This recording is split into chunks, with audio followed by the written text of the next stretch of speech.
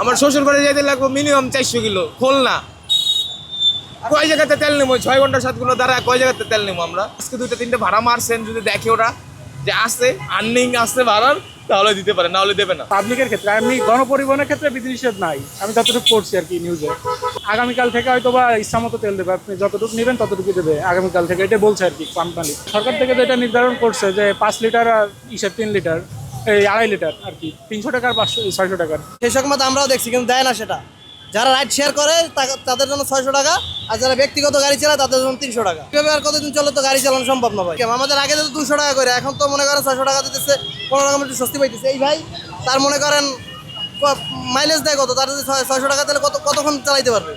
গাড়ির উপর দিচ্ছে, গাড়ির খরচের পরে আমাদের ইনকাম। সবার জন্য এখন ভোগান্তি হচ্ছে। সামনে ঈদ, এখন ঈদের উপলক্ষে আর কি করার, এখন যেভাবে চলছে লিমিটেশন মধ্যে আমাদের ইনকামও এখন আজকে একদিন চলে যেতে পড়তে পরের দিন টিপ মারা লাগে, কারণ তেলে যে সিরিয়াল দেখতেই পাচ্ছেন। এখন কিছু করার নাই, এখন আল্লাহর সামনে দেখা যায়। 100 টাকার পেয়েছি, বেশি 1000 টাকার চেয়েছিলাম কিন্তু 600 টাকার ওনারা দিয়েছে। 1 ঘন্টা দাঁড়ানো ছিলাম সিরিয়ালে, আজকে শুনলাম যে ফুল ট্যাঙ্ক দেওয়ার কথা, কিন্তু দিচ্ছে না। এখনো পর্যন্ত 5 লিটার দিল, 5 লিটারই নিলাম। পাম্প বললো ওনাদের কাছে এখনো পর্যন্ত কোনো কাগজপত্র আসে নাই, কোনো অর্ডার ওনাদের কাছে এখনো আসে নাই। আমরা তো ফুল ট্যাঙ্ক ভেবেই আসলাম, এতক্ষণ সিরিয়ালে দাঁড়ানোর পরে মাত্র 5 লিটার পেলাম। পুরো দেশেই এমন চলতেছে, এখন আমরা কাকে বলবো?